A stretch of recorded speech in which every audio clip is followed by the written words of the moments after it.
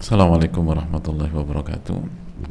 Bismillahirrahmanirrahim. Alhamdulillahirabbil alamin wa bihi nasta'in ala umuri dunya waddin. Wassalatu wassalamu ala asyrafil anbiya'il mursalin wa ala alihi wa sahbihi wa man sara ala nahjihi bi ihsanin ila yaumil wa ba'd. Allahumma inna nas'aluka ilman nafi'an wa na'udzubika min ilmin la yanfa'. Hadirin Allah muliakan, alhamdulillah alladzi bi ni'mati tatimmu shalihat. Kita kembali berkumpul pada majlis yang semoga Allah berkahi ini di bulan yang sangat istimewa, bulan Ramadan. Semoga kita diberikan taufik untuk bisa maksimal beribadah di bulan ini. Semoga Allah terima amal ibadah kita. Semoga Allah berikan kita ilmu nafi' dan melindungi kita dari ilmu yang tidak bermanfaat. Dan semoga kita bisa istiqomah karena pertumbuhan iman, pertumbuhan ketakwaan, pertumbuhan kualitas diri itu dengan keistiqomahan. Man thabata nabat, barang siapa yang konsisten dia akan tumbuh. Pertumbuhan itu dengan konsistensi, dengan pelan-pelan, sebagaimana dijelaskan oleh para ulama seperti Al-Imam Az-Zuhri. Syai' ba'da syai', kata para ulama, satu demi satu, sedikit demi sedikit, tapi terus konsisten. Itu yang akan membuat seseorang itu tumbuh.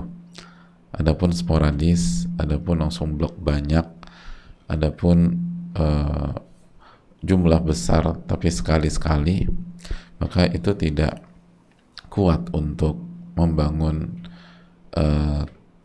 ketakwaan diri kita, iman diri kita, dan kualitas diri kita. Yang akan benar-benar maksimal dan tumbuh adalah sabata, konsisten, kokoh, walaupun pelan-pelan, walaupun sedikit demi sedikit. Itu yang akan membuat seseorang itu berkembang. Oleh karena itu, semoga Allah SWT memberikan kita taufik dan hidayahnya sehingga kita bisa belajar bersama Al-Imam An-Nawawi rahimahullah di kitab beliau Riyadhus Shalihin secara pelan-pelan, satu demi satu ayat, satu demi satu hadis, sampai akhirnya iman kita, ketakwaan kita benar-benar tumbuh dengan kokoh. Karena sekali lagi, man thabata nabat, barang siapa konsisten dia akan tumbuh. Hadirin Allah muliakan, kita masuk ke bab baru sebagaimana kita sudah sampaikan pada pertemuan kemarin, bahwa ini bab tentang keutamaan orang-orang lemah dan orang-orang fakir. Dan hadirin Allah muliakan, dalil yang pertama yang dibawakan oleh Imam An-Nawawi adalah surat Al-Kahfi ayat 28. Al-Imam An-Nawawi, semoga Allah merahmati beliau dengan rahmat yang luas, dan semoga Allah merahmati orang tua beliau, keluarga beliau, semoga Allah merahmati guru-guru beliau, semoga Allah merahmati seluruh para ulama dan kaum muslimin dimanapun berada, amin ya rabbal alamin. Beliau membawakan surat Al-Kahfi 28. Beliau menyampaikan, qala Allah Ta'ala, Allah Subhanahu wa Ta'ala berfirman, wasbir nafsaka ma'al ladzina yad'una rabbahum bil ghadati wal 'ashyi yuriduna wajha wa la ta'du 'ainaka 'anhum. Beliau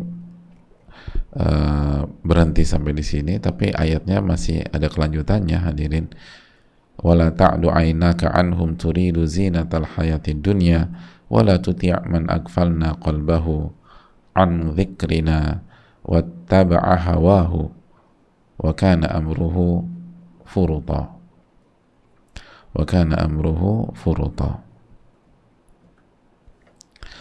Hadirin Allah muliakan,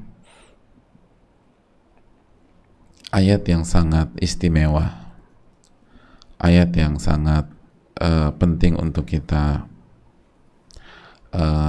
pelajari dan hayati, karena sekali lagi ayat ini secara jelas, secara gamblang menyuruh Nabi kita SAW dan kita semua yang mengikuti dan meladani beliau untuk bersabar.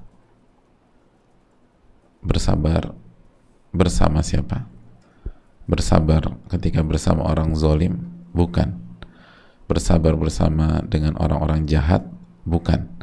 Tapi bersabar ketika bersama orang-orang yang baik, orang-orang yang soleh, orang-orang yang bertakwa kepada Allah Subhanahu wa ta'ala. Allah berfirman, wasbir nafsaka ma'al ladzina yad'una rabbahum bil ghadati wal ashyi yuriduna wajhah.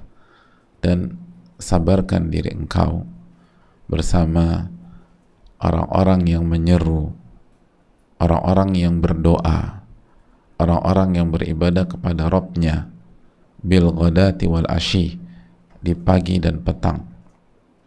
Orang-orang yang waktunya, hari-harinya digunakan untuk berdoa. Dan berdoa, kata para ulama, bermakna dua. Doa bermakna khusus, yaitu meminta, dan doa bermakna umum, yaitu ibadah. Karena Nabi SAW bersabda, ad-du'a wal ibadah. Doa itu adalah inti ibadah itu sendiri.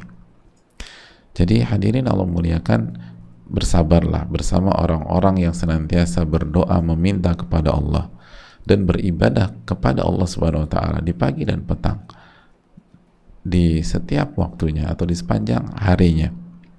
Dan mereka hanya mengharapkan wajah Allah, yuriduna wajhah. Mereka tidak mengharapkan dunia, mereka nggak mengharapkan uang, mereka nggak mengharapkan popularitas, mereka nggak mengharapkan pujian, mereka nggak mengharapkan jodoh, mereka nggak mengharapkan semua perhiasan-perhiasan dunia. Mereka hanya mengharapkan wajah Allah. Baru nanti Allah akan kasih keberkahan dalam kehidupan mereka. Allah akan cukupkan mereka. Tapi mereka tidak punya motif duniawi. Mereka tidak punya motif kepentingan pribadi. Mereka hanya beribadah kepada Allah, mengharapkan wajah Allah.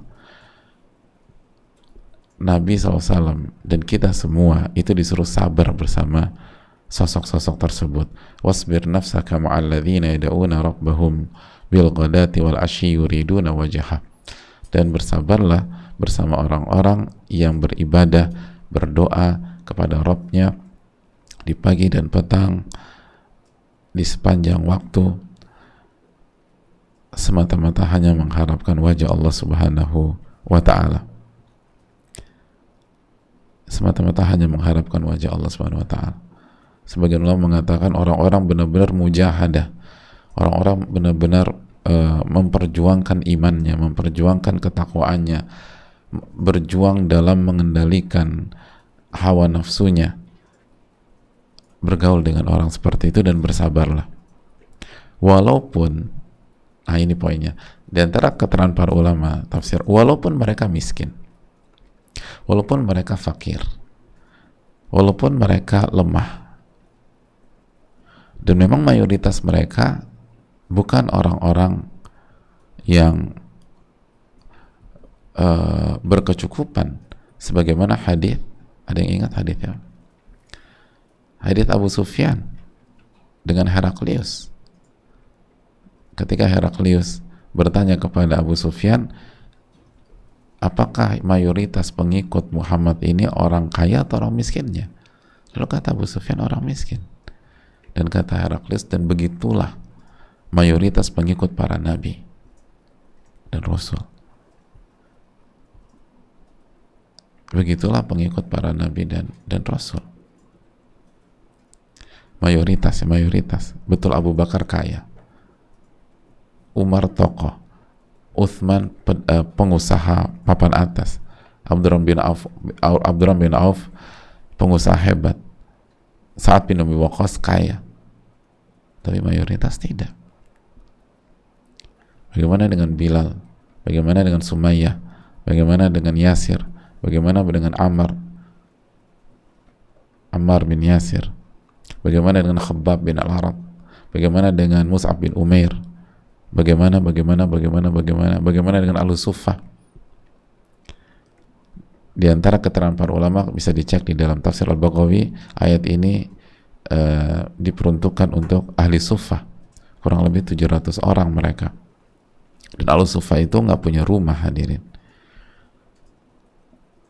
Kata Qatadah rahimahullah, nazalat fi ashabi suffah wa kanu sab'ami'ati rajulin fuqara fi masjid.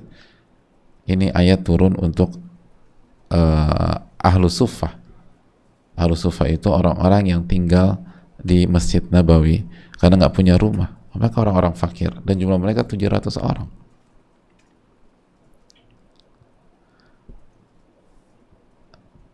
Jadi hadirin Allah muliakan, ini Nabi kita SAW, Nabi yang memiliki iman terbaik, yang memiliki ketakwaan terbaik, yang memiliki tauhid terbaik, yang memiliki amal soleh yang terbaik.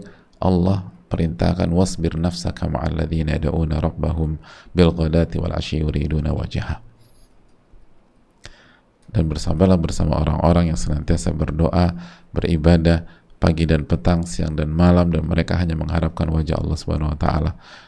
Para sebagian ulama tafsir seperti As-Sa'di rahimahullah mengatakan bahwa bersamalah atau selalulah bersama mereka, jangan tinggalkan mereka, karena bersama mereka akan mendatangkan berbagai macam kebaikan, berbagai macam fawaid, berbagai macam manfaat demi manfaat dalam kehidupan kita.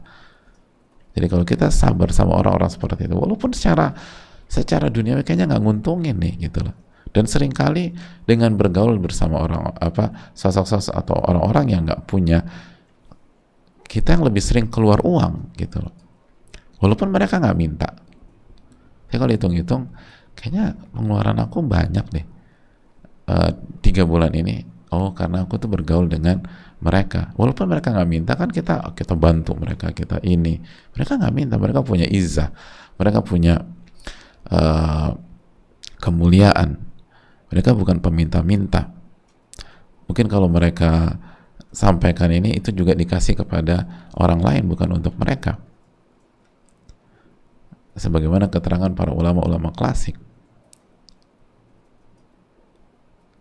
Hadirin Allah muliakan, tapi pelajaran dengan bersama mereka, manfaat ketika bersama mereka, keberkahan ketika bersama mereka, keuntungan akhirat ketika bersama mereka, bahkan keberkahan di dunia ketika bersama mereka, itu salah satu faktor yang membuat Allah perintahkan kepada Nabi kita SAW dan kita semua untuk bersabar bersama sosok-sosok tersebut.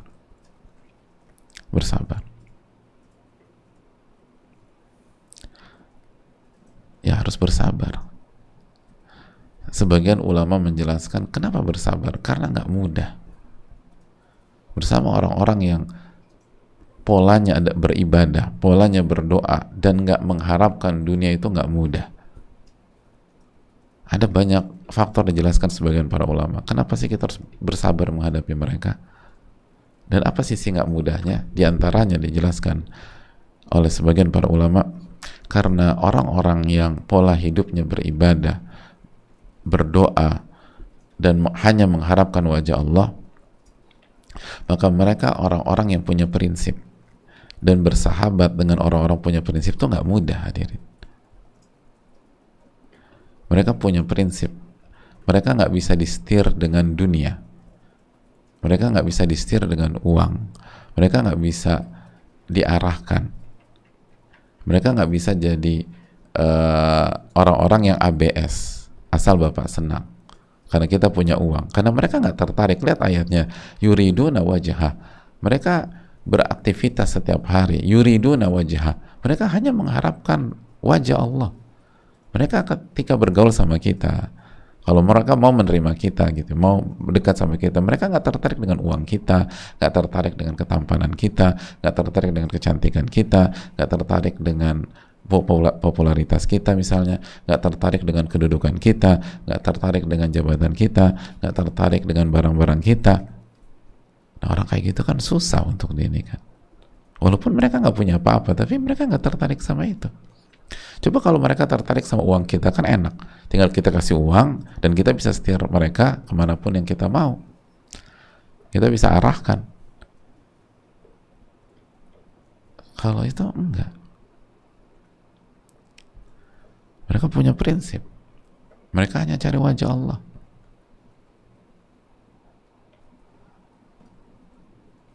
Kan demikian. Yang enak kan kalau dipergaulin itu kalau orang tersebut sedang butuh sama kita, sedang butuh sama uang kita, sedang butuh sama perhatian kita. Itu enak juga, enak loh. Artinya lebih mudah untuk dikendalikan, lebih mudah untuk diarahkan, lebih mudah untuk disetir, lebih mudah untuk disuruh ke kanan, suruh ke kiri. Kenapa? Karena memang dia butuh sama kita. Tapi kalau ini orang nggak butuh sama kita kan susah. Gitu. Mereka hanya mau diatur sama Allah, kan susah ngadepin orang kayak begitu. Wasbir nafsaka ma'al ladzina yad'una rabbahum bil ghadati wal 'ashyi yuriduna wajhah. Makanya harus sabar.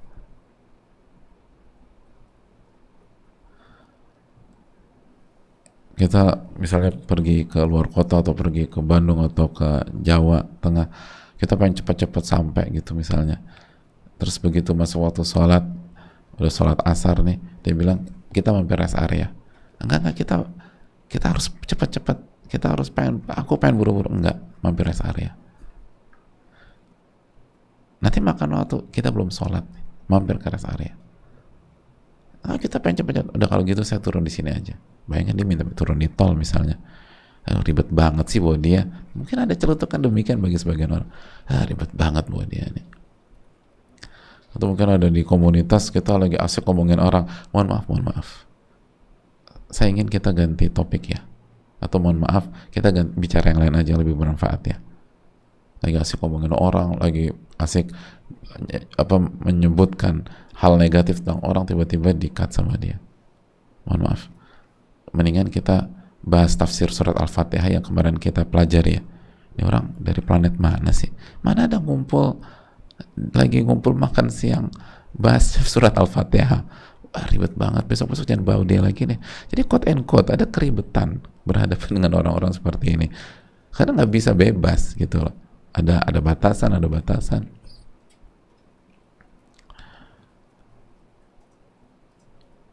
Ada komunitas beberapa ini lagi belanja, lagi nyari sesuatu, udah masuk waktu maghrib, kita break dulu ya huntingnya, ada berapa barang lagi, ini masih ada, ini tinggal satu lagi nih, kita sholat dulu, kan tinggal di ujung situ aja, iya tapi sholat dulu, ini maghrib, tapi musolanya tuh di parkiran, panas, pengap, iya sholat dulu, nanti habis sholat saya temenin deh, kamu mau cari di ujung lantai ini atau setelah ujungnya juga boleh, atau kita pergi ke tempat pembelanjaan lain karena nggak ada di sini, saya akan temenin, tapi kita ini sholat dulu. Aduh ribet banget sih buat ini orang. Mungkin ada celetukan demikian. Udah besok-besok jangan bawa dia lagi. Jadi wasbir nafsaka ma'al ladzina yad'una rabbahum bil ghadati wal 'ashyi yuriduna wajhah. Ada banyak quote and quote tantangan, nggak mudah. Makanya ini hal yang sangat menarik.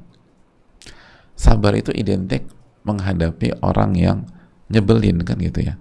Identik ketika menghadapi orang yang zolim. Sabar itu identik ketika menghadapi orang yang jahat. Ketika kita disuruh temenin orang sama bos kita, kamu temenin dia selama 3 hari ya.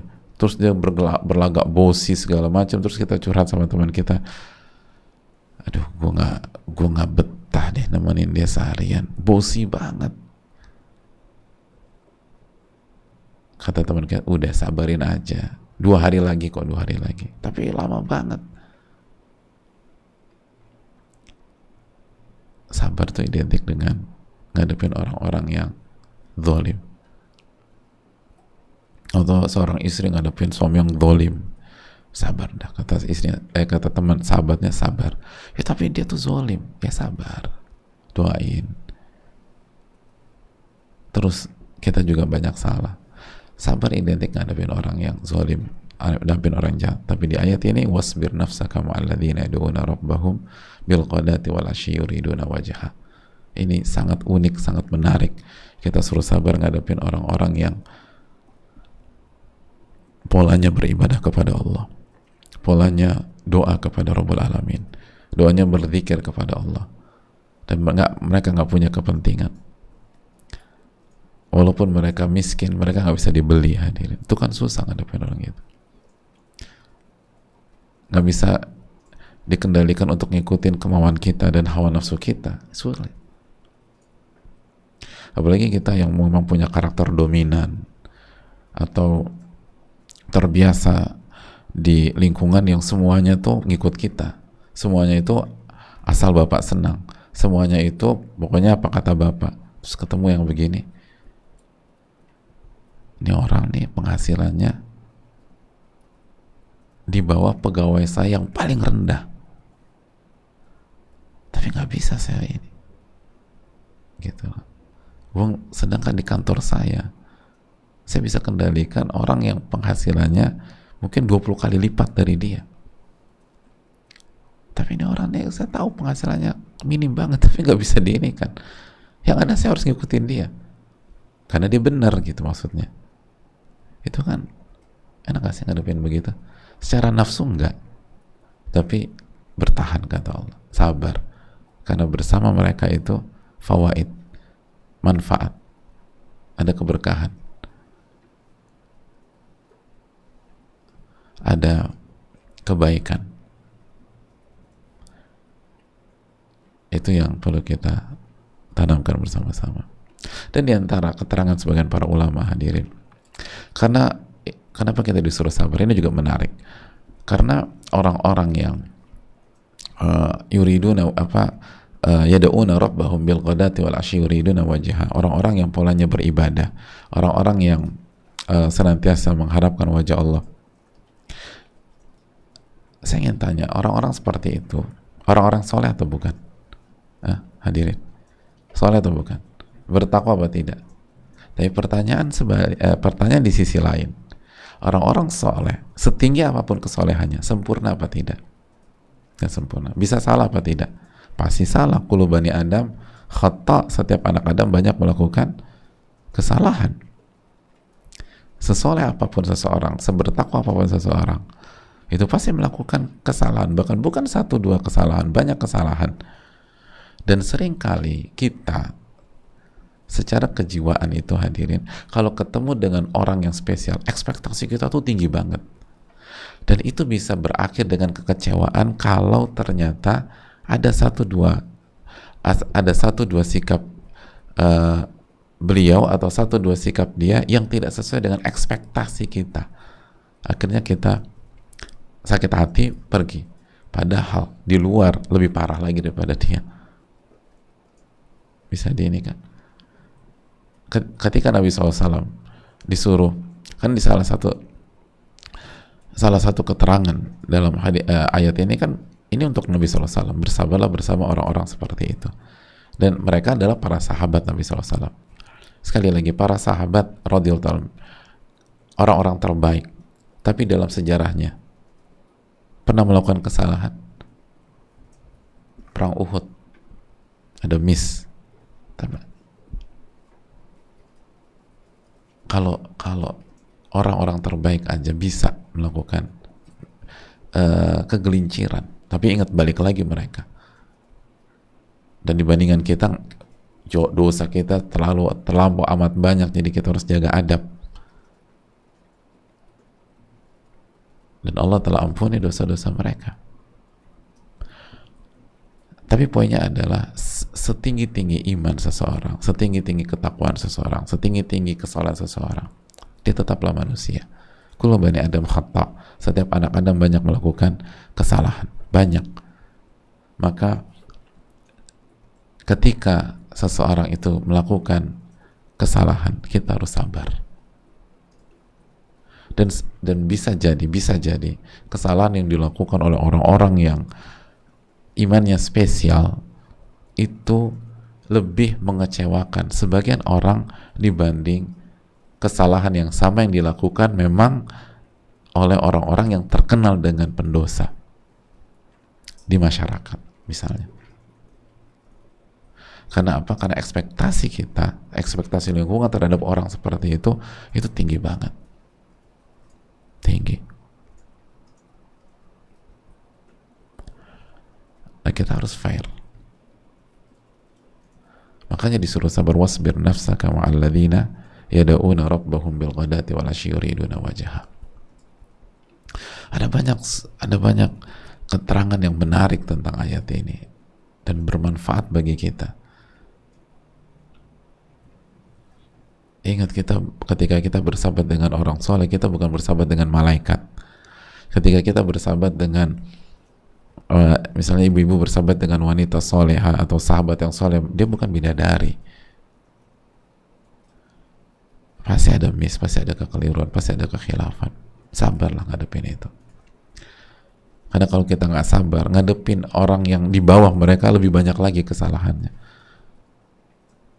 dan lebih menggelincirkan kita. Adapun mereka itu ujian kesabaran. Makanya kan waja'alna ba'dukum li ba'din fitnatan atasbirun wa kana rabbuka basira. Dalam surat Al-Furqan, kami jadikan interaksi di antara kalian sebagai ujian. Sabar nggak ngadepinnya? Sabar nggak? Kesalahan saudara kita itu adalah ujian kesabaran kita. Dan orang-orang baik akan berubah. Apalagi yuriduna wajah, mereka hanya mengharapkan wajah Allah. Mereka nggak mempertahankan personal branding mereka. Mereka nggak mempertahankan ego mereka. Mereka nggak mencari panggung. Mereka hanya mencari wajah Allah. Orang kayak gitu kalau salah, itu dengan cepat mungkin diingetin akan terima. Oke, gue salah. Kalau mungkin dia merasa benar, tapi tinggal dijelaskan lebih detail lagi dan kita sampaikan argumentasi dalil, ini loh maksudnya mas. Oh ternyata iya ya, aku salah. Makasih banyak, makasih. Tapi itu poinnya. Lingkungan orang-orang soleh itu bukan lingkungan malaikat, hadirin. Pasti banyak salah. Ketika kita misalnya menikah dengan suami yang soleh atau menikah dengan wanita soleha, bukan berarti dia benar semua, nggak mungkin. Tapi kalau ekspektasi kita mungkin besar, dia harus begini, harus begini. Oh enggak. Sama juga manusia. Sabarlah, sabar. Kadang-kadang kita nggak siap. Karena kita berpikir berarti sempurna. Makanya kan ada suka istilah, masa udah ngaji begitu kan gitu kan? Ya memang. Ya dia manusia. Dia kan udah ngaji lama, masa begitu? Dia udah ngaji loh. Iya udah ngaji. Siapa orang bisa salah? Tapi bedakan memang oknum atau di kota Madinah orang-orang munafik yang pura-pura masuk Islam dengan sahabat yang jujur tapi tergelincir. Beda. Syattani baina musyarriqin wa mughribi, kata para ulama. Beda antara timur dan barat. Beda dengan orang yang oknum yang memang jahat, memang musang berbulu domba dan seterusnya. Beda dengan orang yang soleh, ikhlas, tapi dia miss dalam satu dua hal. Jangan sampai kesalahan orang-orang soleh, orang-orang bertakwa buat kita menghindar dari mereka. Karena kita yang rugi. Kita yang rugi. Kita mau cari siapa? Kata para ulama, barang siapa mengharapkan sahabat yang tidak punya kesalahan, maka dia hidup dengan tanpa sahabat. Barang siapa mencari sahabat tanpa kesalahan, dia akan hidup tanpa seorang pun sahabat. Nggak ada.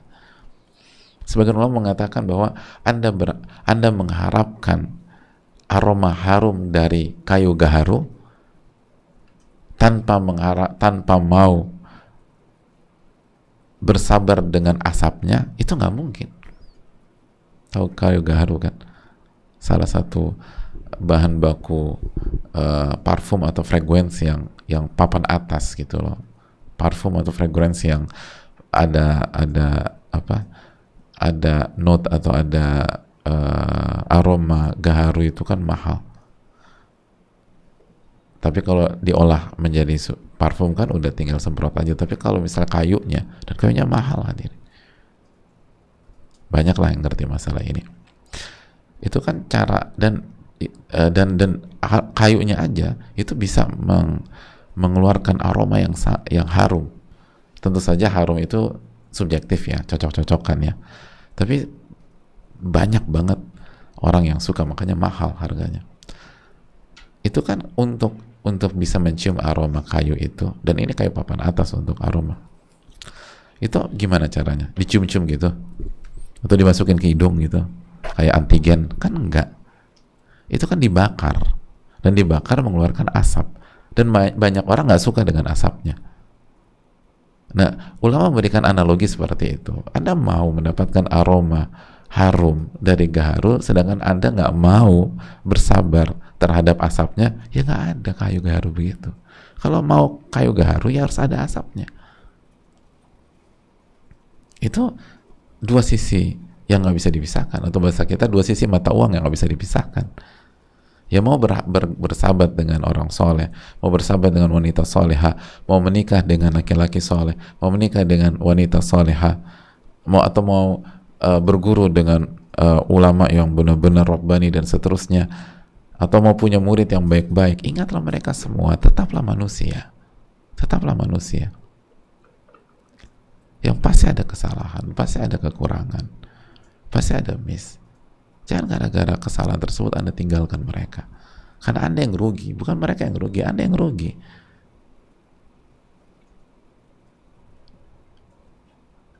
Itu hal yang penting. Allah Ta'ala bisa. Kita lanjutkan hadirin sekalian. Wala ta'du aynaka anhum turidu zinatal hayati dunia. Dan janganlah janganlah kedua mata Anda berpaling, atau janganlah kedua mata engkau berpaling dari mereka karena mengharapkan perhiasan dunia.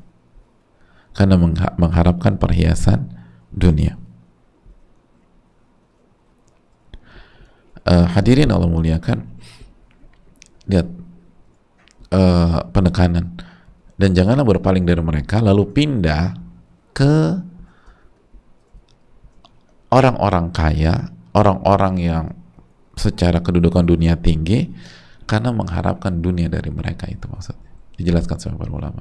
Jadi janganlah kalian tinggalkan mereka karena mereka mungkin miskin, mereka fakir, mereka ini, lalu Anda pindah hanya mengharapkan dunia. Gak boleh. Tapi Nabi SAW bersahabat dekat dengan Abu Bakar, kan beliau kaya, iya, tapi beliau bukan ahli dunia. Beliau kaya sekali, tapi bukan. Utsman kaya sekali, tapi bukan ahli dunia. Dan para sahabat kan bukan hanya bergaul sama mereka. Nabi SAW bukan hanya bergaul sama mereka saja.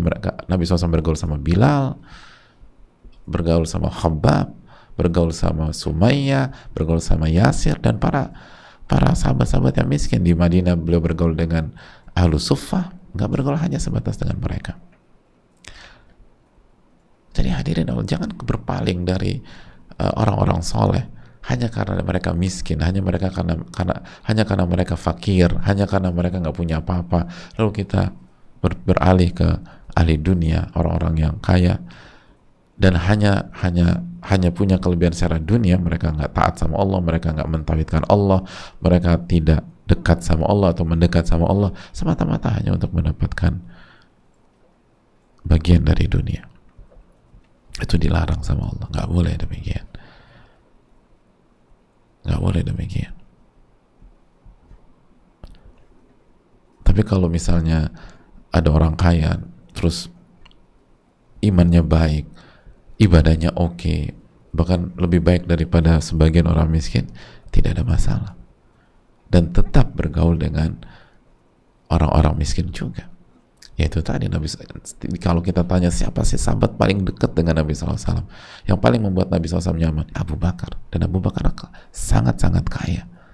Tapi apakah karena kekayaan Abu Bakar Nabi jadi dekat dengan beliau? Tidak, karena iman, ketakwaannya. Dan pertanyaannya, mana yang lebih tinggi imannya, Abu Bakar As-Siddiq radhiyallahu ta'ala atau banyak orang miskin dari kalangan sahabat yang lain? Semua orang mengatakan Abu Bakar yang paling tinggi imannya. Jadi bisa jadi ada orang kaya imannya lebih tinggi daripada orang miskin. Mungkin aja. Lihat bagaimana Utsman bin Affan. Lihat 10 yang dijamin masuk surga. 10 sahabat terbaik. Sebagian mereka kaya-kaya. Tapi bukan karena kekayaan Nabi SAW dekat dengan mereka. Karena iman mereka, ketahuan mereka. Dan terbukti Nabi SAW nggak pernah terbawa sama mereka, dan juga mereka menginfakkan hartanya di jalan Allah Subhanahu wa Ta'ala.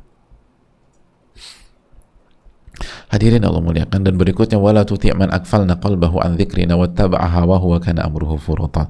Dan janganlah engkau mengikuti orang yang hatinya dilalaikan dari mengingatku dan mengikuti hawa nafsu. dan perkaranya banyak yang furuta. Di antara tafsir furuta, perkaranya eh, apa doya, perkaranya terbengkalai, urusannya terbengkalai. Jadi furuta itu ada banyak keterangan, urusannya itu terbengkalai, urusannya itu terlalaikan, lalu urusannya itu akan membuat dia nyesal, jadi penyesalan, lalu urusan-urusannya itu isinya kebatilan, menyelisihi kebenaran. Itu semua bermakna furuta. Artinya gini hadirin, orang yang hidupnya lalai mengingat Allah, lalai berzikir kepada Allah, terus mengikuti hawa nafsu, maka yang dia kerjakan adalah kebatilan. Yang dia kerjakan hanya akan berujung penyesalan. Yang dia kerjakan itu hal-hal yang melalaikan. Itu urusannya lalai. Artinya simpel aja, kalau kita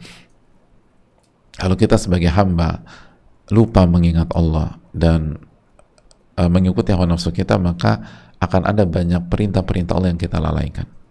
Akan ada banyak larangan-larangan Allah yang kita kerjakan karena kita lalai. Kalau kita sebagai suami lupa atau lalai mengingat Allah, dan mengikuti hawa nafsu, maka ada banyak tanggung jawab kita sebagai suami atau tugas-tugas kita sebagai suami itu yang miss, yang lepas, yang terabaikan, dan isinya kebatilan. Kita mimpin keluarga itu dengan kebatilan karena kita lupa mengingat Allah atau lalai mengingat Allah dan mengikuti hawa nafsu.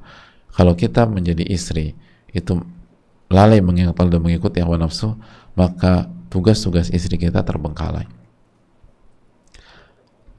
dan ya akan berujung penyesalan. Nanti kita nyesal. Kalau kita sebagai orang tua, sebagai ayah dan ibu, pola kita lalai mengingat Allah, nggak berzikir sama Allah, nggak baca Quran setiap hari, lalu lalai dan mengikuti hawa nafsu, maka kita akan gagal memenuhi atau memberikan hak-hak anak, dan kita akan nyesal nanti. Kita akan nyesal. Itu poin. Semua demikian. Kalau kita sebagai pedagang atau pengusaha itu lalai mengingat Allah lalu mengikuti hawa nafsu, nanti kita akan nyesal. Kenapa nggak begini? Nyesal kita. Dan akan berantakan urusan kita. Dan begitu juga. Semua demikian. Kita sebagai teman, sebagai sahabat lalai mengingat Allah dan mengikuti hawa nafsu, maka kita akan menyesal. Kita akan menyesal. Dan nggak ada yang selesai. Makanya kok hidup gue berantakan ya, coba deh evaluasi. Makanya kata para ulama, hadirin, ayat ini menjelaskan bahwa ada dua virus bahaya dalam diri kita. Kalau kita lakukan itu, urusan kita berantakan. Yang pertama, ghaflah, lalai dari mengingat Allah, dan yang kedua, mengikuti hawa nafsu. Ini kalau ada dalam diri seorang, berantakan hidupnya. Lalai mengingat Allah dan mengikuti hawa nafsu. Lalai mengingat Allah dan mengikuti hawa nafsu. Dalilnya ini, Al-Kahf ayat 28. Makanya kita dilarang mengikuti orang-orang seperti wala tuti' man aghfalna qalbahu an dzikrina wattaba'a hawahu wa kana amruhu furuta. Karena jangan sekali-kali mengikuti orang yang kami lalaikan mengingat kami dan mengikuti hawa nafsu, karena urusan mereka akan berantakan. Urusan mereka akan berantakan.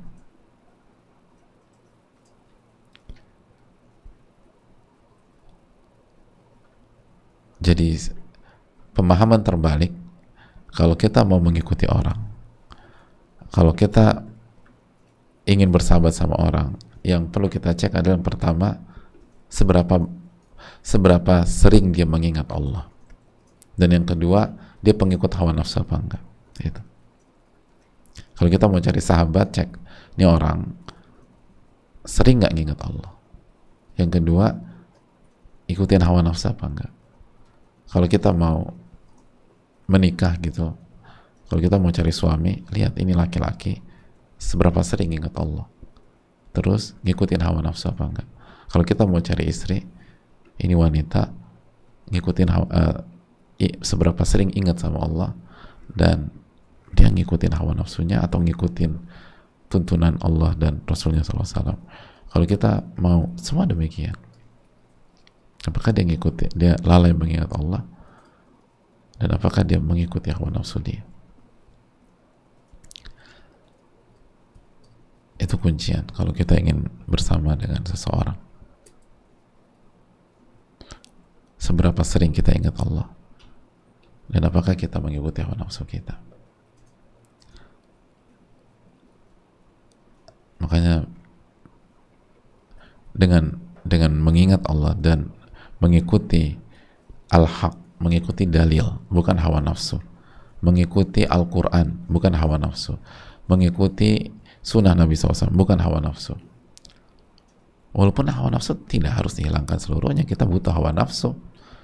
Makan kan butuh hawa nafsu, membangun rumah tangga harus butuh hawa nafsu, tapi hawa nafsu yang tunduk terhadap kebenaran, itu poinnya. Bukan dijadikan imam dan kita makmumnya, bukan dikasih panggung.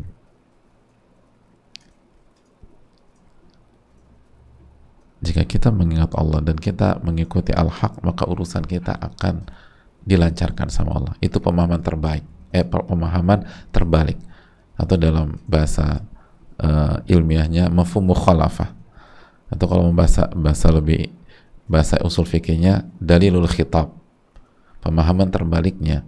Jika kita senantiasa mengingat Allah dalam segala urusan kita, dalam kehidupan kita, dan kita mengikuti al-haq, bukan mengikuti hawa nafsu, atau kita mengikuti orang yang mengikuti al-haq, bukan mengikuti orang yang mengikuti hawa nafsu, maka urusan kita akan dimudahkan sama Allah, diberkahi. Dan jangan sekali-kali mengikuti pihak yang lalai mengingat Allah dan mengikuti hawa nafsunya. Jangan. Ini larangan dari Allah SWT. Jangan ikuti. Jangan ikuti. Allah Ta'ala bisawab. Ini bisa disampaikan ayat yang sangat luar biasa. Dan ini kunci berhasil dalam hidup, kunci sukses dalam hidup di dunia dan di akhirat, kunci sukses dalam bergaul, siapa saja yang harus kita dekati, dengan siapa kita bersahabat, ini ada dalam ayat ini. Dan ternyata bersahabat dengan orang-orang lemah yang senantiasa beribadah, berzikir, dan ikhlas kepada Allah, itu sangat menguntungkan. Dan ini pesan kenapa dimasukkan ke dalam ayat ini, dimasukkan dalam bab ini, bab ini kan bab keutamaan orang-orang lemah dan orang-orang fakir. Jadi bersahabat, bergaul, atau misalnya menikah dengan laki-laki atau menikah dengan seorang wanita yang pola hidupnya beribadah kepada Allah, berzikir kepada Allah, hanya mengharapkan keikhlasan, hanya mengharapkan wajah Allah Subhanahu wa taala, itu sangat menguntungkan. Walaupun mereka nggak punya apa-apa, walaupun mereka miskin, kita punya komunitas seperti itu, kita punya persahabatan seperti itu, kita punya kebersamaan seperti itu, sangat menguntungkan. Dan jangan minder. Enggak. Jangan bilang kayak teman-teman gue secara dunia kok nggak ada yang bisa gue andelin ya. Enggak. Keberkahan di situ. Nabi SAW juga di awal-awal itu banyak sekali yang masuk, mayoritas itu lemah, dan sampai itu mayoritas orang lemah. Sebagaimana hadits Abu Sufyan, mayoritas orang lemah. Tapi lihat bagaimana Allah kasih keberkahan. Sampai Islam bisa menandingi Romawi dan Persia pada saat itu. Itu sejarah, itu fakta yang nggak bisa dipungkiri. Dan mereka tidak jadi orang tertindas lagi. Memang awalnya tertindas, setelah itu enggak. Ini bisa disampaikan, semoga Allah kasih taufik kepada kita, dan semoga Allah berkahi Ramadan kita. Dan untuk Ramadan ini, kalau kita Ramadan ingin berhasil, jalani Ramadan bersama orang-orang soleh walaupun nggak punya uang. Jalani Ramadan dengan orang-orang yang bertakwa sama Allah walaupun miskin, walaupun fakir, karena keberkahannya banyak, apalagi kalau di Ramadan kali ini. Semoga bermanfaat. Waktu telah habis. Semoga besok kita bisa buka sesi tanya jawab dengan segala keterbatasan kita. Makasih banyak. Rabbana taqabbal minna subhanaka wa bihamdika la ilaha illa anta astaghfiruka wa atubu ilaik. Assalamualaikum warahmatullahi wabarakatuh.